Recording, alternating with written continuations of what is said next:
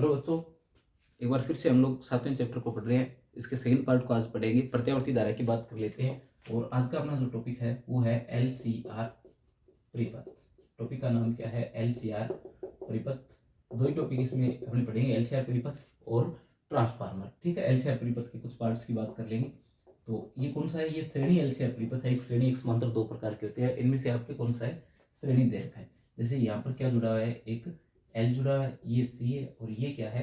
R है। ये L, ये C और ये क्या है? R है। ठीक है, ये हम प्रत्यावर्ती स्रोत V equal V note sine omega T जोड़ देते हैं। ठीक है, ये हम लोगों ने क्या कर रखा है?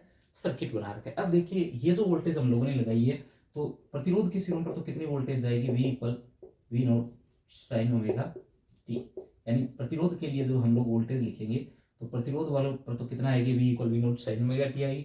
जो L वाला आपके पास में है, L के लिए और C के लिए, ठीक है, L के लिए और C के लिए हम लोगों को क्या लिखनी है? वोल्टेज लिखनी है। तो L के लिए हम लोगों ने क्या देखा था कि L के अंदर I जो है वो क्या होती है? पीछे होती है। पाई बटा 2 एंगल से I क्या थी? पीछे थी। I पीछे होने का मतलब क्या है? I पीछे होने का मतलब है कि वोल्टेज क्या है इसके लिए? आगे। यानी V इक्वल क्या आएगा? V equal V note sine omega T और प्लस का क्या आएगा? पाई बटा 2 आएगा। ठीक है, इसमें 90 डिग्री से वोल्टेज आगे होती है और इसमें वोल्टेज जो 90 डिग्री से क्या होती है? पीछे होती है। 90 डिग्री से क्या होती है? पीछे होती है। ये किसके लिए? L के लिए, ये R के लिए है। और ये किसके लिए है? L के लिए, ये C के लिए है। ठीक है, ये तीन समीकरण जो है हमें मिलती है। अब देखिए, जो प्रतिरोध युक्त परिपथ होता है उसके अंदर V और I जो समान फेज के अंदर होते हैं, समान कला के अंदर होते हैं, पर इसके अंदर I जो 90 डिग्री से पीछे होती है, यानी वोल्टेज जो 90 डिग्री से आगे होती है। इसके अंदर वोल्टेज 90 डिग्री से पीछे, यानी करंट जो है वो 90 डिग्री से क्या है? आगे। तो आपको इन बातों को क्या रखना है? इसमें ध्यान रखना है। तो इसके अंदर स्पेशल केस ही हम लोग शुरू करते हैं। सबसे पहले हम लोग मान लेते हैं, केस फर्स्ट का जिक्र कर लेते हैं और ये मान लेते हैं कि V0L और V0C इन दोनों में से कौन ज्यादा बड़ा है? V0L जो है वो क्या है? V0C से बड़ा है। ठीक है, V0L जो है वो क्या है? V0C से बड़ा है। अगर ये बड़ा है तो इसके लिए देखिए किस प्रकार का आरेख जो है वो वोल्टेज के लिए हमारे पास में प्राप्त होगा। इस प्रकार का ग्राफ मिलेगा। इस ओर क्या है? अपनी वोल्टेज है, कौन सी वाली है? L वाली। इस तरफ वोल्टेज कौन सी है? C वाली है। ठीक है, और ये जो मान है ये किसका है?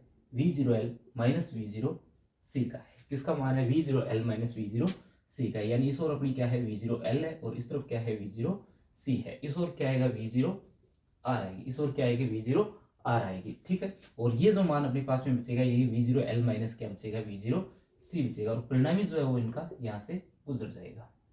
इनका परिणामी जो है वो क्या होगा? यहाँ से गुजर जाएगा। ये जो मान है ये कितना है? यहाँ तक जो मान है ये V0R का मान है। ये मान किसका है? V0R का मान है। टोटल लाइन किसको बता रही है? वोल्टेज को बता रही है। इस वाली VR को ये लाइन बता रही है, VL को ये बता रही है और VC को ये लाइन जो अपनी बता रही है। ये जो मान है ये कितना है? V0L में से V0C घटाने के बाद में बचा हुआ मान है। और ये जो एंगल है, ये वाला एंगल, इसे मान लेते हैं कितना है? तो ये एंगल मान लेते हैं हम ओमेगा टी है। ये एंगल कितना है? ओमेगा टी है। ठीक है, और ये जो वोल्टेज है, ये वाली वोल्टेज हमारे पास में आएगी इसकी परिणामी वोल्टेज। ये वोल्टेज कितनी आएगी?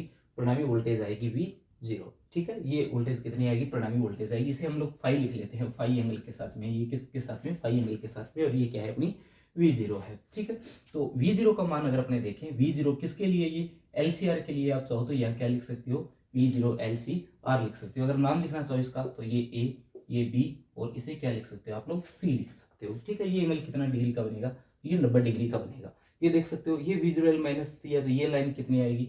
ये लाइन आएगी V0L माइनस V0C। ठीक है, ये जो मान है ना, इतना मान, ये इतना मान किसका है? V0L माइनस V0C का है, क्योंकि ये लाइनें क्या है? एक दूसरे के समांतर है। और ये बिल्कुल जैसे जितनी ऊंचाई पर इससे कट रही है उतनी ऊंचाई पर यहाँ मिल रही है। तो ये क्या है? V0L माइनस V0C है। और ये कितना है? V0R है। यहाँ आप लोग अपने क्या करते हैं? पाइथागोरस प्रमेय लगाते हैं। क्या करते हैं? पाइथागोरस प्रमेय लगाते हैं। यदि पाइथागोरस प्रमेय यहाँ पर आप लोग लगाते हो तो देखिए आपके पास में मान क्या आएगा? तो ये देखिए, ये क्या है? इसका कर्ण है। और ये क्या बनता है? इसका आधार है। और ये क्या बनता है? लंब है। देखिए अब मैं यहाँ कर क्या रहे हैं? सबसे पहले हम लोग क्या करते हैं कि किसी एक गुणनशील सदिश के द्वारा क्या करते हैं?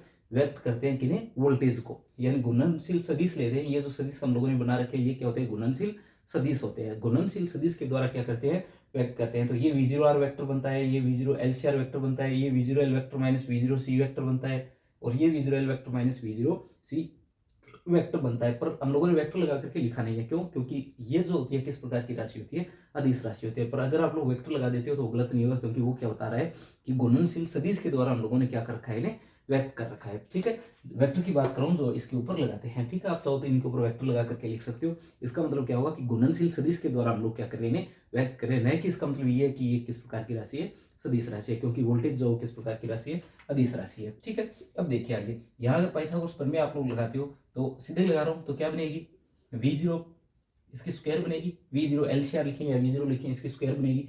और यहाँ क्या आएगा, यहाँ मान आएगा v0 r की स्क्वायर माइनस का क्या आएगा, ये प्लस का v0 l।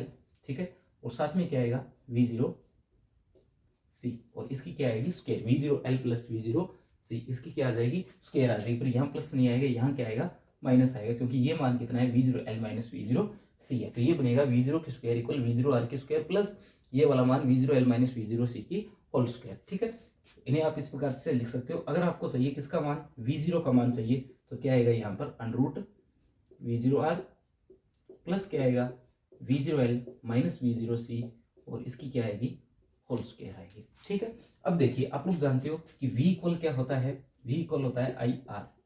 v इक्वल क्या होता है, आई आर होता है। अगर अपने किसके लिए लिखे, इसे v0 r के लिए लिखे, v0 r के लिए लिखें तो ये आएगा i0, और यहाँ क्या आएगा r की जगह, r की जगह तो r ही रखेंगे, क्योंकि किसके लिए बात करें, प्रतिरोध के लिए बात कर रहे हैं। तो v0 r या v0 r, और ये क्या है i0 r या i0 r, जो भी आप इसे बोलते हो, ये v0 l है और ये क्या है v0 c है। ठीक है, इसे क्या लिखेंगे i0 या i0, और साथ में क्या आएगा इसके x l आएगा। यहाँ क्या आएगा i0 x c आएगा। ये x l x c क्या होता है लास्ट वीडियो में आपको बता चुका हूँ।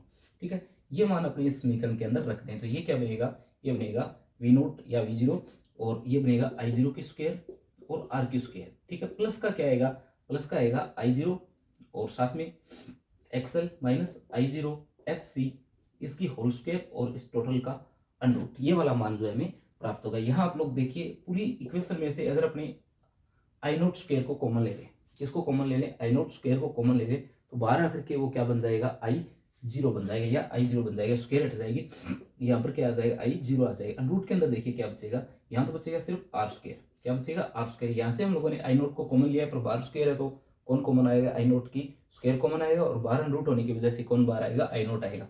यहाँ कितना बचेगा xl माइनस xc और इसकी होल स्क्वायर। इस तरीके से आपके पास में किसका मान आ जाता है, i0 का मान आ जाता है। i0 का मान देखिए, i0 इक्वल क्या बनेगा, v0 बटा r square plus xl minus xc और इसकी होल स्क्वायर। ये वाला फॉर्मूला जो है इसका बनता है। ठीक है, अब देखिए आगे,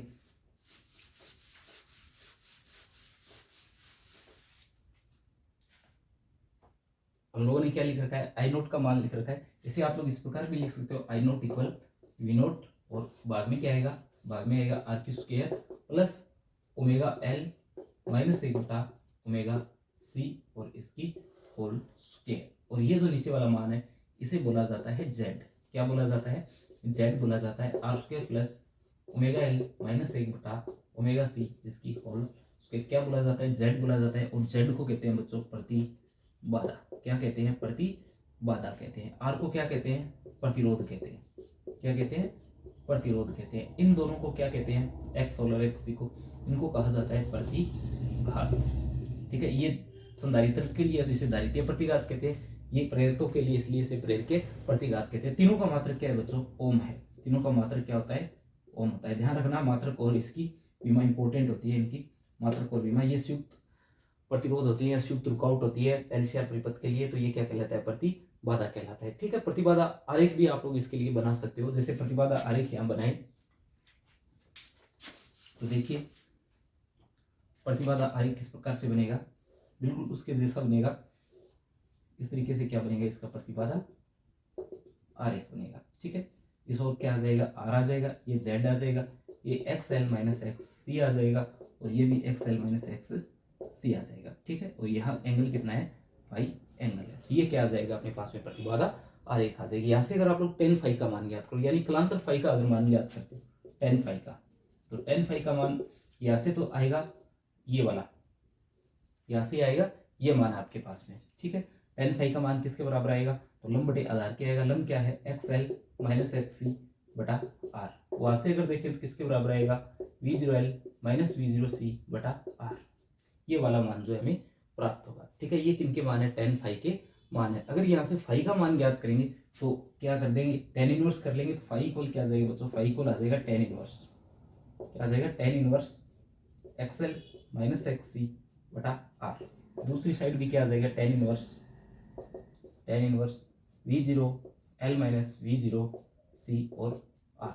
ठीक है, यहाँ पर कलांतर जो है किसके बीच में, वोल्टेज और धारा के बीच में कलांतर कितना है, फाई है। कितना कलांतर है बच्चों, फाई कलांतर है। ठीक है, फाई कलांतर है और किसे ज्यादा माना है, वी जीरो एल को ज्यादा माना है। वी जीरो एल वाले परिपथ के अंदर कौन आगे होता है, वोल्टेज आगे होता है, कितना डिग्री से, 90 डिग्री से। देखिए यहाँ देख सकते हो 90 डिग्री एंगल से कौन आ गया, वोल्टेज आगे होती है इसकी, और ये 90 डिग्री एंगल से वोल्टेज क्या होती है, पीछे होती है। ठीक है, तो एल वाले परिपथ का मान बड़ा है और एल वाले मान के अंदर कितनी डिग्री से वोल्टेज आगे होती है, 90 डिग्री से आगे होती है। यानी पीछे कौन होती है, तो पीछे होता है यहाँ पर करंट। यहाँ कौन पीछे होता है, करंट पीछे होता है। यानी वोल्टेज का मान तो आपके पास में है ही, V equal V naught sine omega T. I का अगर मान देखें, I equal I naught sine omega T. अब देखिए माइनस का वहां आया था पाई बटा 2, पर यहाँ पर कलांतर कितना है, पाई आया, तो क्या आएगा यहाँ पर माइनस का पाई आ जाएगा। ये क्या आ गया, इसका रिजल्ट आ गया। ठीक है, इसके लिए रिजल्ट क्या है, I equal I naught sine omega T minus का फाई। ये परिपथ किसकी तरह व्यवहार करता है, तो ये परिपथ व्यवहार करता है एल आर परिपथ की तरह। ठीक है, अगर आप सेकंड केस इसका लेते, यहीं से बता देता हूं, मैं इसे सोल्व नहीं करवा रहा। अगर सेकंड केस लेते तो सेकंड केस के अंदर अपने क्या करते, सेकंड केस के अंदर अपने इसे छोटा लेते, इसे क्या करते, बड़ा करते। बड़ा किसे लेते, वी जीरो एल को बड़ा लेते, और इसे क्या कर लेते, वी जीरो सी को बड़ा लेते, वी जीरो एल को क्या करते, छोटा लेते। फिर ये जो डायग्राम ऊपर की ओर बन रहा है, ये डायग्राम किस ओर बन जाता, नीचे की ओर बन जाता। इस साइड अपने इस डायग्राम को क्या कर लेते, बना लेते, और यहाँ क्या आ जाता, we zero C minus V zero L. यानी ये टर्म आपस में क्या हो जाती, पलट जाती। लास्ट जो रिजल्ट आता उसमें देखिए क्या फर्क आता, तो आई इक्वल वी जीरो बटा आर स्क्वायर, यहाँ क्या बन जाता, एक बटा ओमेगा सी माइनस का ओमेगा एल और इसकी होल स्क्वायर। यानी ये मान आपस में बदल जाते हैं, यहाँ एक बटा ओमेगा सी, यहाँ आ जाता ओमेगा एल, और ये मान क्या था, एक्स सी माइनस एक्स एल बटे आर, और ये we zero C minus V zero L बटे आर आ जाता। और इसी तरीके से ये एक्स सी माइनस एक्स एल हो जाता, और ये we zero C minus V zero L हो जाता। ठीक है, और ये जो रिजल्ट आता ना इनका, आई को लाई naught sine omega T minus का फाई, उसकी जगह क्या बनता, आई को लाई naught sine omega T plus का फाई। क्योंकि एल सी जहां बड़ा होता है वहां 90 डिग्री से आगे था, कौन आगे थी 90 डिग्री से, तो करंट आगे थी। यहाँ फाई कलांतर आया तो प्लस फाई क्या प्राप्त हो जाएगा आपको, सी वाले परिपथ के लिए प्राप्त हो जाएगा। यानी ये परिपथ किसकी तरह व्यवहार करेगा, आरसी परिपथ की तरह व्यवहार करेगा। तो ये आपको टोटली याद रखना है किसके अंदर, एलसीआर के अंदर। डायग्राम बता देता हूँ, इस वाली जो केस फर्स्ट है इसके लिए आपको मैं फेजर डायग्राम बता दूंगा और कला आरेख बता दूंगा। देखिए दो प्रकार के डायग्राम हम लोग बनाते हैं, एक तो डायग्राम होता है अपना ज्या आरेख, और दूसरा आता है इसका कला आरेख। अगर ज्या आरेख बना रहा हूं, ज्या आरेख, तो देखिए यहाँ पर तो अपने क्या कर लेते हैं, वोल्टेज को बना लेते हैं, सीधा सीधा किसे बना लेते हैं, वोल्टेज को बना लेते हैं। ये तो क्या आ गई अपनी वोल्टेज आ जाती है, ये पाई बटा 2 है और ये 3 बटा 2 पाई है। अब देखिए आपको कौन से वाला बनाना है, माइनस का फाई बनाना है। ये किसका मान है, ये वोल्टेज का मान है। आपको आई को क्या करना है, फाई से पीछे बनाना है। पहले कितने पीछे था, ये 90 डिग्री पीछे था, तो अब की बार सिर्फ कितना पीछे रखना है इसे, इस तरीके से फाई कला कोण जो पीछे रखना है। ये जो कला कोण है ये 90 डिग्री नहीं है, ये कितना है, फाई है। तो फाई कला कोण से आपको क्या करना है, इसे पीछे रखना है। तो इस तरीके से ये डायग्राम जो आपको प्राप्त हो जाएगा, ये फाई कला कोण से ये क्या हो जाएगा, पीछे हो जाएगा। ठीक है, ये कितना है, फाई है। ध्यान रखना ये किसके लिए है, आई के लिए, और ये किसके लिए, वी के लिए। अगर आपको 90 डिग्री ये आगे करना होता है, जैसे वो 90 डिग्री आगे था, तो बिल्कुल इसके पास से शुरू कर लेते और ये मान जो है यहाँ पर आकर के कंप्लीट हो जाता। वो किसके लिए, इसके सेकंड केस के लिए प्राप्त होता। ठीक है, अगर अपने बनाते कौन सा आरेख, अगर अपने बनाते इसका कला आरेख, कौन सा आरेख, ये तो कौन सा है, ज्या आरेख है, और यहाँ क्या बनाए, अगर कला आरेख बनाए। ठीक है, कौन सा आरेख बना रहे हैं, कला आरेख बना रहे हैं इसका। ये आपके पास में मूल बिंदु है, और ये आपके पास में क्या है, थोड़ा आगे ले लेते हैं, ये आपके पास में ओमेगा टी कोण के साथ में कौन है, वी जीरो है। वी जीरो कितने कोण के साथ में, ओमेगा टी कोण के साथ में। देखिए V equal V naught sine omega, board पर जो केस लिखा है उसी का जिक्र कर रहे हैं, केस फर्स्ट का। तो ये वाली लाइन आपको प्राप्त होती। अब देखिए आई के लिए क्या माना है, आई के लिए माना है I equal I naught sine omega T minus का फाइव। ठीक है, यानी ओमेगा टी माइनस का फाइव। तो जो अपने आई नोट को बनाएंगे वो कहाँ बनेगा, देखना आई नोट बनेगा इस जगह, इससे कितना कला कोण पीछे है ये, तो 5 कला कोण पीछे। ये किसके लिए डायग्राम है, तो ये आई नोट के लिए डायग्राम है। इससे 90 डिग्री पर बच्चों ये वाले डायग्राम आपको प्राप्त हो जाएंगे। ठीक है, ये 90 डिग्री के मान है, 90 डिग्री पर है। ये कौन है, V0C है और ये V0L है। ये मान कितना है, V0L माइनस V0C। ठीक है, इस तरीके से आप लोग क्या कर सकते हो, इसके डायग्राम को बना सकते हो। और किस ओर घुमाना है इसको, ओमेगा कोण से इस ओर घुमाना है। ठीक है, ये फेजर डायग्राम आपको प्राप्त हो जाता है। ये किसके लिए बात की है, केस फर्स्ट के लिए हम लोगों ने बात की है। ठीक है, अगर केस सेकंड के लिए बनाना होता, केस सेकंड के लिए अगर बनाने होते तो केस सेकंड के अंदर कौन बड़ा होता है, V0C बड़ा होता है किससे, V0L से, V0L से। फिर सारे रिजल्ट इसके क्या आते, इससे अलग आते। यानी V इक्वल तो यही आता है, V इक्वल तो क्या आता है, V इक्वल तो आता है V equal V note sine omega T, और I इक्वल क्या आता, I note sine omega T plus का फाई आता। कितना आता, प्लस का फाई आता। Z वगैरह के जो भी मान हम लोगों ने ज्ञात किए उनमें भी कौन बड़ा होता, उनमें भी C वाला मान जो है वो बड़ा होता, और L वाला मान जो है वो क्या होता, छोटा होता। उसके लिए अगर इस प्रकार का डायग्राम बनाना होता, जैसे ये जो डायग्राम बनाया है जे आर जिसे हम लोग बोलते हैं, ये किसके लिए है, V के लिए। यहाँ कितना डिग्री है, 90 डिग्री है, यहाँ पाई है, और यहाँ कितना है, 3/2 पाई है, और यहाँ कितना है, 2 पाई है। ठीक है, अगर इसे देखते हैं हम लोग तो आपको कितना कला कोण से आगे करना है, ये यहाँ 0 से शुरू हो रहा है, कितना कला कोण से आगे करना है, 5 कला कोण से आगे करना है। तो ये 5 कला कोण ऊपर से शुरू हो जाता है इस तरीके से। ये किसके लिए माना था, आई के लिए माना था। और ये जो आपके पास में कलांतर यहाँ से यहाँ तक आ रहा है ना, अगर मैं इसे पीछे बढ़ाता, ये जो मान आ रहा था ये कितना आता आपका, 5 आता। ठीक है, इस प्रकार का ग्राफ इसके लिए बना सकते थे आप लोग। उसमें क्या होता, ये जो मान आपको प्राप्त हुआ है, ये V0 वाला प्राप्त हुआ है, इससे इस साइड प्राप्त हो जाता आपको कौन, आई नोट। देखिए अभी तो आपका आई नोट कहाँ है, इससे नीचे है, ओमेगा टी में से माइनस हो रहा है 5, और इसके लिए क्या हो रहा है, प्लस हो रहा है। तो ये I0 यहाँ ना बनकर के कहाँ बनता, इस जगह बनता, यहाँ नहीं बनता, ये कहाँ बनता, इस जगह बनता। ठीक है, इससे कितना आगे होता, 5 होता। फिर टोटल एंगल देख लेते हैं आप, ओमेगा टी प्लस 5, और ये प्रणामी अपनी जगह रह जाती है। ठीक है, तो इस प्रकार से आपको प्राप्त हो जाता है एल शेयर के लिए इसका फर्स्ट और सेकेंड केस। अब देखिए आगे इसमें अगर तीसरे केस की बात करें, तीसरा केस इसका, तो तीसरे केस के अंदर अपने हो सकता है कि V0L और V0C क्या हो, एक दूसरे के बराबर हो। V0L और V0C क्या हो, एक दूसरे के बराबर हो। यानी कौन बराबर हो, तो V0L जो है वो V0C के बराबर हो। अगर ये कंडीशन आपके पास में होती, इसका मतलब होता XL जो है वो किसके बराबर है, XC के, XL जो है वो किसके बराबर है, XC के बराबर है। यानी Z का जो मान आप लोगों ने लिखा है R² plus omega L minus 1/ओमेगा C इसकी होल स्क्वायर, ये मान जो लिखा है यहाँ से ये वाला मान जो है ये क्या हो जाता, हट जाता है, यहाँ से 0 हो जाता। तो Z किसके बराबर आ जाता, R के बराबर आ जाता। Z किसके बराबर आ जाता, R के बराबर आ जाता। इस कंडीशन को बोला जाता है अनुनाद की स्थिति। क्या बोला जाता है, अनुनाद की स्थिति बोली जाती है, जब Z किसके बराबर हो जाता है, R के बराबर हो जाता है। ठीक है, इसके लिए जब डायग्राम बनाते तो ये डायग्राम आपको प्राप्त होता है, इसी ओर तो V0, इसी ओर I0। ठीक है, और इस ओर कौन प्राप्त हो जाते हैं आपको, ये वाले मान जो है प्राप्त हो जाते हैं। ठीक है, V0L और V0C के ये वाले मान जो आपको प्राप्त हो जाते हैं। ठीक है, आप लोग इसे बिल्कुल सीधा भी बना सकते हो, यहाँ से भी बना सकते हो आप लोग इसे। ठीक है,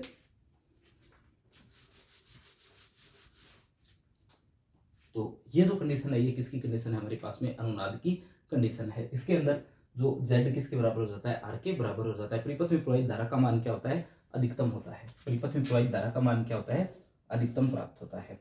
और इस आवर्ती को, जिस आवर्ती पर ये मान बराबर प्राप्त होते हैं, किस नाम से जाना जाता है, अनुनादी आवर्ती के नाम से जाना जाता है। किस नाम से जाना जाता है, अनुनादी आवर्ती के नाम से जाना जाता है। अनुनादी आवर्ती पर ओमेगा L किसके बराबर हो जाता है, 1/ओमेगा C के बराबर हो जाता है। और अनुनादी आवर्ती को ओमेगा R से अगर लिखे, ओमेगा R से लिखे तो किसके बराबर हो जाता है, LC के। यानी ओमेगा R अनुनादी आवर्ती का फॉर्मूला क्या होता है, √LC होता है। ठीक है, और ओमेगा इक्वल आप लोग जानते हो क्या होता है, 2πf भी होता है। तो ये वाला मान भी आप लोग यहाँ से निकाल सकते हो। ओमेगा R इक्वल क्या होता है, 1/√LC होता है। अगर ग्राफ खींचते ये IRMS आता, और ये वाला मान जो आपको प्राप्त हो जाता है किसके लिए, अनुनादी आवर्ती के लिए। ये दो मान हो रहे इसके, ये F1 है, इससे पहले का है, और ये इसके बाद का है, अनुनादी आवर्ती से पहले के, और ये क्या है, अनुनादी आवर्ती के बाद के है। ये वाला मान जो है इन्हें P1 और P2 कहते हैं। ये IRMS जो मान है इसके अधिकतम मान का कितना होता है, 1/√2 गुना होता है। ठीक है, तो ये ग्राफ आपको प्राप्त हो जाता है किसके बीच में, अनुनादी आवृत्ति और धारा के बीच में। अगर ग्राफ पूछा जाता किसके बीच में, Z और FR वगैरह के बीच में ग्राफ पूछा जाता तो ये ग्राफ बनता, बस ये कैसे बनता, ये इस प्रकार से ग्राफ आपको प्राप्त हो जाता। ये कौन सी कंडीशन है, अनुनादी आवृत्ति की कंडीशन है। इस ओर कौन है, Z है। ठीक है, इस ओर कौन है, Z है। तो ये वाला ग्राफ जो आपको प्राप्त हो जाता। इस ग्राफ की बात कर लेते हैं हम लोग।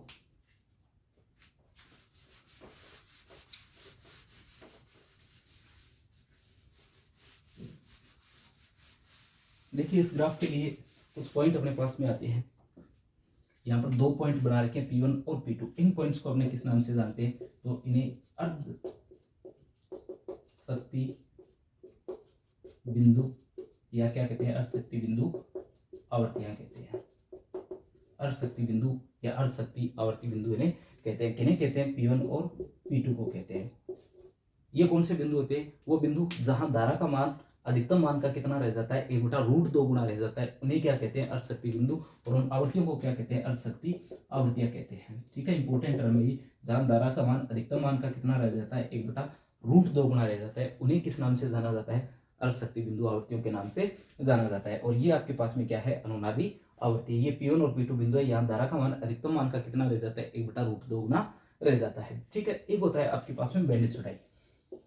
क्या होता है, बैंड चौड़ाई। बैंड चौड़ाई का डेरिवेशन आपको मिल जाएगा प्ले लिस्ट में जाकर के, आप लोग वीडियो देख लेना। बैंड चौड़ाई का डेरिवेशन मैंने करा रखा है। तो बैंड चौड़ाई क्या होता है, जो आपके पास में आवर्तियों का अंतराल होता है, जो आवर्तियों का अंतराल होता है, ये अंतराल, इससे किस नाम से जाना जाता है, अनुनादी आवृत्ति के नाम से जाना जाता है। अगर F2 - F1 ज्ञात करते तो कितना आता, तो आता ये R/2πL। कहाँ से आया, तो ओमेगा इक्वल क्या होता है, 2πF होता है। यहाँ 2πF, यहाँ 2πF, 2π कॉमन आता है, वो क्या इसके बाद में आ जाता है। ये फॉर्मूला है किसका, बैंड चौड़ाई का। विशेषता गुणांक क्या होता है, ये भी इंपॉर्टेंट टर्म है, विशेषता गुणांक। विशेषता गुणांक, ठीक है, विशेषता गुणांक क्या होता है, तो विशेषता गुणांक क्वालिटी फैक्टर Q से लिखते हैं, अनुनादी आवृत्ति और बैंड चौड़ाई। इसका अनुपात किस नाम से जाना जाता है, तो इसका अनुपात जो है वो जाना जाता है विशेषता गुणांक के नाम से। एक टर्म यहाँ पर आती है शक्ति गुणांक। कौन सी टर्म आती है, शक्ति गुणांक। शक्ति गुणांक को लिखा जाता है cos फाई से। देखिए एक शक्ति होती है आपके पास में औसत शक्ति, एक होती है आभासी शक्ति वर्चुअल VIR, और ये होता है cos फाई। ये जो cos फाई है इसे किस नाम से जाना जाता है, इसे जाना जाता है बच्चों शक्ति गुणांक के नाम से, VIR। ये VIR जो है इसकी वैल्यू बच्चों होती है VRMS गुणा IRMS। इसे कहा जाता है आभासी शक्ति, इसे कहा जाता है वास्तविक शक्ति या औसत शक्ति। और ये क्या है, आभासी शक्ति। औसत शक्ति बटा आभासी शक्ति का अनुपात क्या कहलाता है, शक्ति गुणांक कहलाता है। ठीक है, और भी आप लोग इसके फॉर्मूले बना सकते हो, cos फाई के फॉर्मूले बना सकते हो। कैसे बना सकते हो, जैसे ये आप लोगों ने एक त्रिभुज ले लिया है, ठीक है, इस त्रिभुज के अंदर ये कौन आएगा, ये Z आएगा, इस तरफ कौन आएगा, R आएगा, ये एंगल कितना आएगा, फाई आएगा। ठीक है, ये एंगल कितना आएगा, फाई आएगा, और ये कितना आएगा, XL - XC आएगा। क्या आएगा, XL - XC आएगा। यहाँ से अगर आप लोग cos फाई का मान देखो, cos फाई का मान देखो, तो cos फाई का मान देखिए किसके बराबर है, ये क्या है आपके पास में कोस है। कोस किसके बराबर होता है, तो आधार बटे कर्ण के बराबर होता है। यहाँ आधार कौन है, R है, और कर्ण कौन है, कर्ण है Z। R बटा Z किसके बराबर होता है, तो R बटा Z जो बराबर होता है कोस फाई के। शक्ति गुणांक का एक फॉर्मूला होता है R बटा Z। ठीक है, R बटे Z किसके बराबर है, शक्ति गुणांक के बराबर है। तो ये फॉर्मूला और ये सारे फॉर्मूले किसके हैं, शक्ति गुणांक के। शक्ति गुणांक से आप लोग क्या निकालते हो, तो शक्ति का मान निकालते हो। शक्ति गुणांक फाई जैसे अगर देखें, तो फाई की अगर बात करें, तो जो आपके पास में परिपथ होता है, कौन सा परिपथ होता है, शुद्ध प्रतिरोध युक्त परिपथ होता है, उसके लिए फाई कितना होता है, 0 होता है। फाई 0 होता है तो शक्ति का मान क्या प्राप्त होता है, अधिकतम प्राप्त होता है। और जो आपके पास में L और C होते हैं उनके लिए इनका मान होता है π/2, प्लस माइनस π/2 होता है किसके लिए, L और C के लिए। एक में प्लस का होता है, एक में माइनस का होता है, तो ये कितना आता है, 0 आता है। ठीक है, और LCR के लिए Z जो R के बराबर होता है, तो इसका मान क्या प्राप्त होता है, अधिकतम प्राप्त होता है। बोर्ड पर बच्चों जितनी टर्म लिखी हुई है सारी टर्म इंपॉर्टेंट है, इन्हीं में से कोई एक नंबर का क्वेश्चन जो आपसे पूछा जा सकता है। इंपॉर्टेंट टर्म्स है सारी जो बोर्ड पर लिखी है मैंने। बैंड चौड़ाई का अगर डेरिवेशन तो आएगा तो 2 नंबर का आएगा, फॉर्मूला आएगा तो ये फॉर्मूला आपके पास में लिखा गया है। ठीक है, ये फॉर्मूला किसका है, बैंड चौड़ाई का। यहाँ से देखिए FR F2 - F1 इसी बोर्ड पर लिख लेता हूँ। आप स्क्रीनशॉट लेकर के पूरी बोर्ड का अच्छे से इन सारी टर्म्स को क्या करना, याद रखना। तो एफ आर बटे क्या है, F2 माइनस F1 है। क्यू की बात कर रहे हैं तो इसे क्या लिख सकते हो, ओमेगा आर भी तो लिख सकते हो। क्या लिख सकते हो, ओमेगा आर लिख सकते हो। कैसे लिख सकते हो, एफ किसके बराबर होता है, ओमेगा अपॉन 2 पाई। अगर 2 पाई लिखना चाहो तो एक बार के लिए लिख देता हूं मैं, एफ किसके बराबर है, ओमेगा अपॉन 2 पाई के बराबर है। तो ये ओमेगा आर अपॉन 2 पाई आएगा। F2 माइनस F1 इसकी जगह देखिए क्या आएगा, तो F2 माइनस F1 की जगह आएगा आर अपॉन 2 पाई एल। ठीक है, 2 पाई से 2 पाई क्या हो जाएगा, कैंसिल, और ये क्या बनेगा, एल बटा आर और omega R, L upon R omega R. Omega R की बात थोड़ी देर पहले मैंने की थी। ओमेगा आर किसके बराबर होता है, 1/√LC के बराबर होता है, 1/√LC के बराबर होता है। ये मान अगर यहाँ रखें तो एल बटा आर गुणा क्या है, 1/√LC है। क्या है, गुणा √LC है। इसे क्या लिख सकते हैं, क्यू को 1/r और ऊपर क्या बचेगा, √L और C। ये फॉर्मूला बचता है किसके लिए, क्यू के लिए। ठीक है, ऊपर इसे √L लिखेंगे तो √L कट जाएगा और क्या बचेगा, क्यू इक्वल 1/r और √L/C। ये विशेषता गुणांक का फॉर्मूला है और ये बेंच चौड़ाई का फॉर्मूला है। यहाँ जो लिखा है ओमेगा 2 माइनस ओमेगा 1, ये भी विशेषता गुणांक का फॉर्मूला है। ये cos फाई के फॉर्मूले लिखे मैंने सारे शक्ति गुणांक के, और ये अर्धशक्ति बिंदु जहाँ अधिकतम मान जो है वो 1/√2 गुना रहता है। इनका अंतराल क्या कहलाता है, बेंच चौड़ाई कहलाता है। ठीक है, जितनी टर्म्स लिखी गई ये सारी टर्म्स बच्चों इंपॉर्टेंट है। इन सबको आप लोगों को क्या रखना है, याद रखना है। ठीक है, इसके बाद में और कोई टर्म नहीं बची है अपनी, वाट इन धारा बची है। जिस धारा का शक्ति क्षय के अंदर योगदान शून्य होता है वो किस नाम से जानी जाती है, वाट इन धारा के नाम से जानी जाती है। उस धारा का मान भी आप लोग ये ज्ञात कर सकते हो कि उस धारा का मान अपने पास में कितना होता है। ठीक है, तो वाट इन धारा का भी आप लोग ध्यान रखना। जिस धारा का मान शक्ति क्षय के अंदर योगदान, वाट इन धारा कौन सी होती है, जिस धारा का शक्ति क्षय के अंदर योगदान 0 होता है, किस नाम से जानी जाती है, वाट इन धारा के नाम से जानी जाती है। जेड जो होता है वो क्या होता है, प्रतिबाधा होती है। XL XC क्या होते हैं, प्रतिघात होते हैं, प्रेरक के प्रतिघात और दारित्य प्रतिघात। R क्या होता है, प्रतिरोध होता है। तीनों का मात्रक क्या होता है, ओम होता है। ठीक है, इनकी बीमा भी आप लोग याद रखिएगा। आगे बात कर लेते हैं लास्ट टॉपिक की, ट्रांसफार्मर की।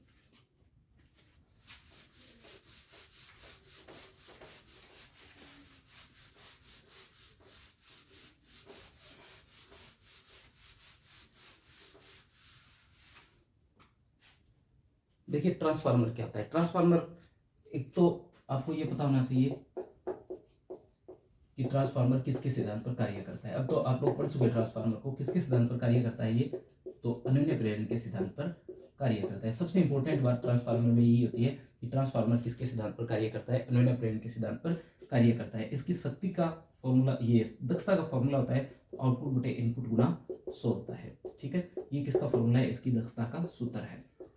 ये आप लोगों को याद रखना है। ठीक है, क्रोड किसकी होती है, तो इसमें नरम लोहे की क्रोड होती है। किसकी क्रोड होती है, नरम लोहे की क्रोड होती है। देखिए ट्रांसफार्मर में जो हानियां हैं वो क्या होती है, सबसे इंपॉर्टेंट होती है कि कौन कौन सी है इसमें हानि होती है, किस सिद्धांत पर कार्य करता है, दक्षता का फॉर्मूला इसका क्या होता है, कितने प्रकार का होता है, ये भी आपको पता होना चाहिए। तो देखिए शुरू करते हैं अपने टॉपिक को, ट्रांसफार्मर को। तो ट्रांसफार्मर इस प्रकार की इसकी संरचना होती है,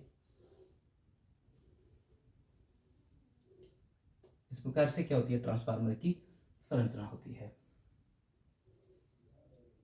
इसमें पटलित नरम लोहे की क्रोड को क्या करते हैं हम लोग काम में लेते हैं। पटलित का मतलब होता है एक के बाद में एक की पटियां बना करके क्या कर दिया जाता है, इस पर रख दिया जाता है। तो ये क्या है, हमारे पास में एक ट्रांसफार्मर है। ये क्या है, एक ट्रांसफार्मर है। और यहाँ क्या कर दी गई है, इसके कुंडलियां लपेट दी गई है।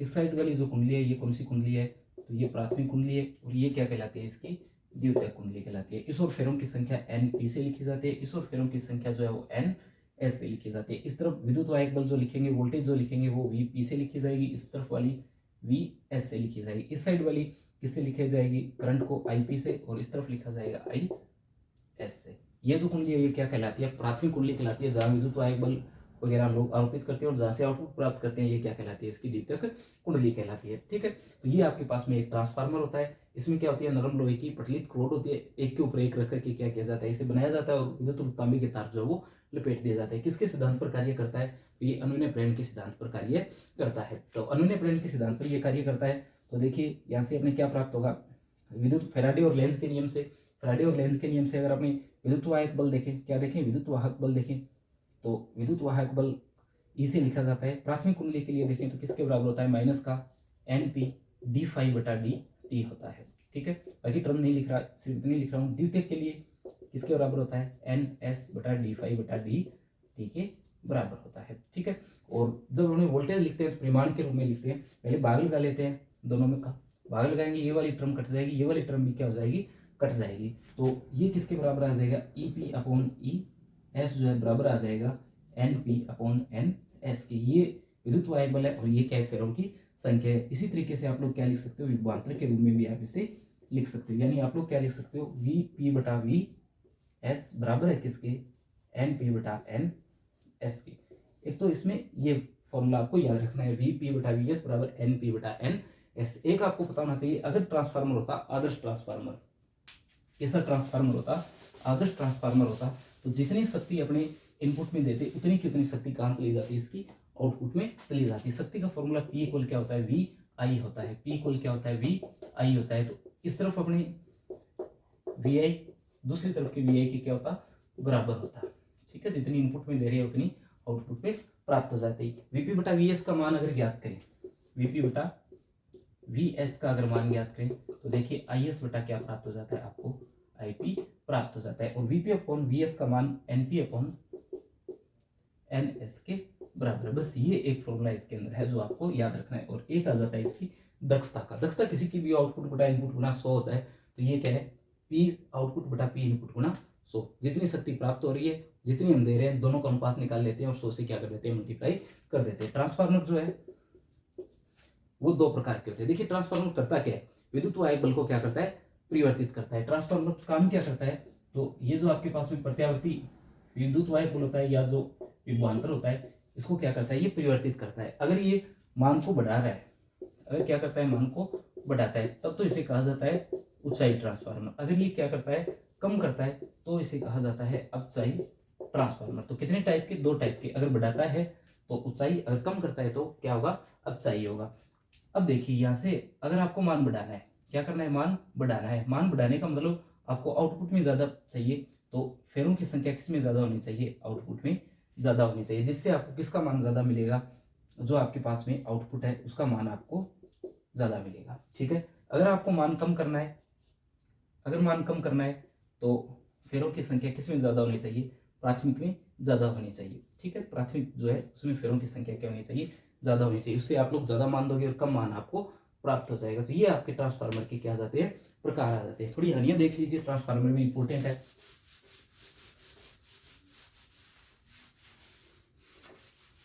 तो एक तो होती है इसमें भंवर धाराओं के कारण हानियां। किसके कारण, भंवर धाराओं के कारण। भंवर धाराओं के कारण हानियां होती है। तो भंवर धाराओं के कारण जो हानियां होती है उसको कम करने के लिए क्या किया जाता है, क्रोड को कैसा बना दिया जाता है, पटलित बना दिया जाता है। पटलित क्रोड बना दी जाती है, यानी बंद परिपथ जो है, बंद क्षेत्र जो वो नहीं मिले, इसके लिए क्या कर दिया जाता है, इन्हें पट्टियों में काट दिया जाता है। एक होती है शिथिल्य ह्रास या शिथिल्य हानि। क्योंकि आप लोग अनुन्य प्रेरण को काम में ले रहे हो, तो प्राथमिक कुंडली से द्वितीय कुंडली में क्या होगा, विद्युत वाहक बल जाएगा। तो यहाँ पर चुंबकन और विचुंबकन की वजह से जो हानियां होगी वो कौन सी होगी, शिथिल्य हानि होगी। इसे कम करने के लिए क्रोड किसकी बनाई जाती है, तो नरम लोहे की क्रोड जो है वो काम में ली जाती है। कौन सी क्रोड काम में ली जाती है, नरम लोहे की क्रोड काम में ली जाती है। प्रतिरोध वगैरह के कारण या गर्म होने के कारण जो हानि होती है इसे क्या कहा जाता है, ताम्रिक हानि कहा जाता है। इसलिए किसको काम में लिया जाता है, तांबे को काम में लिया जाता है। ठीक है, ताम्रिक हानि को काम में लेने, कम करने के लिए तांबे का जो है तांबे को जो है काम में लिया जाता है। ठीक है, चौथी अगर अपनी बात कर लेते हैं, भंवर धारा की बात कर ली, शिथिल्य की बात कर ली, और एक हमने बात कर ली है किसकी, तांबे की बात कर ली है। ठीक है, चौथा होता है फ्लक्स का क्षरण। क्या होता है, फ्लक्स का क्षरण। फ्लक्स का क्षरण रोकने के लिए, यानी प्राथमिक कुंडली से जितनी फ्लक्स जा रही है वो द्वितीयक तक पहुंच सके, इसके लिए क्या कर दिया जाता है, एक कुंडली के ऊपर दूसरी कुंडली को लपेट दिया जाता है। तो इस प्रकार से इन चारों हानियों को क्या किया जाता है, कम किया जाता है। तो बच्चों ये टॉपिक था आपका ट्रांसफार्मर। ठीक है, ये चैप्टर जो है बच्चों कंप्लीट हो जाता है। अच्छे से एक बार फिर से पूरी वीडियो को देख लेना। धन्यवाद।